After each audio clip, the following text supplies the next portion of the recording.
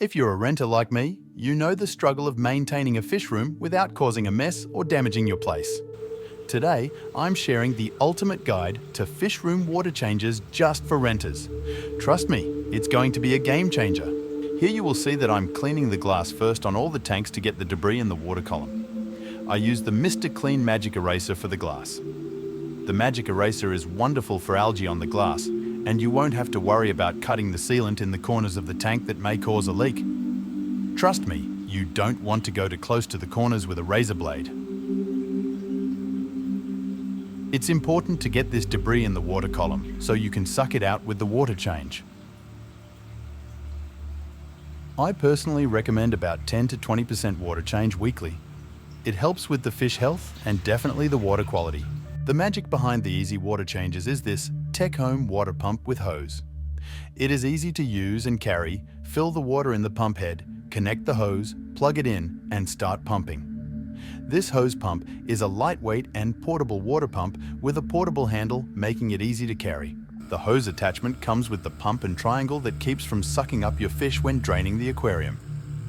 Easily attach the hose to the pump and your garden hose, which I chose 100 feet to reach to my garage where I house my 55-gallon trash can for the roadie wastewater. This will fill up the aquariums nicely and reduce water waste when processing roadie water. The only downside to this pump is it is quite loud, which you can hear now. I won't leave this on for you as it's quite annoying.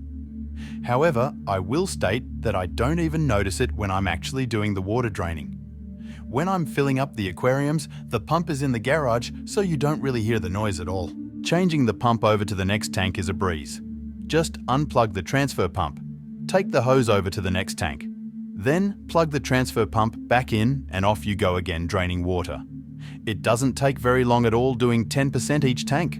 Alright, now that I have got all 5 freshwater tanks at 10 to 20% water drained, it's time to fill it back up.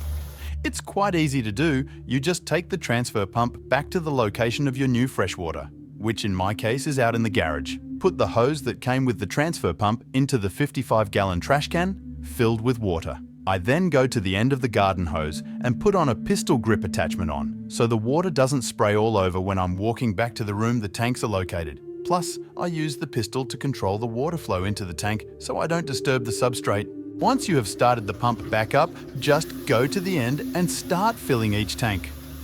The pistol grip helps so you can shut off the water flow so you don't make a mess going to the next tank. I cup my hand over the end of the pistol grip so the water does not disturb the substrate and doesn't overspray onto the lights or other equipment. Since it is summertime here, I don't need to heat the water in the 55-gallon trash can. But during the winter time, you will want to place a heater in it so the temperature is quite similar to the aquarium water.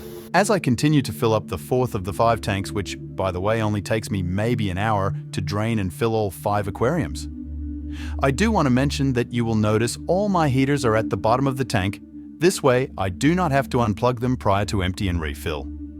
Be sure before you empty your tanks if your heaters are at the top to unplug them. They will overheat any time out of the water and possibly crack or bust.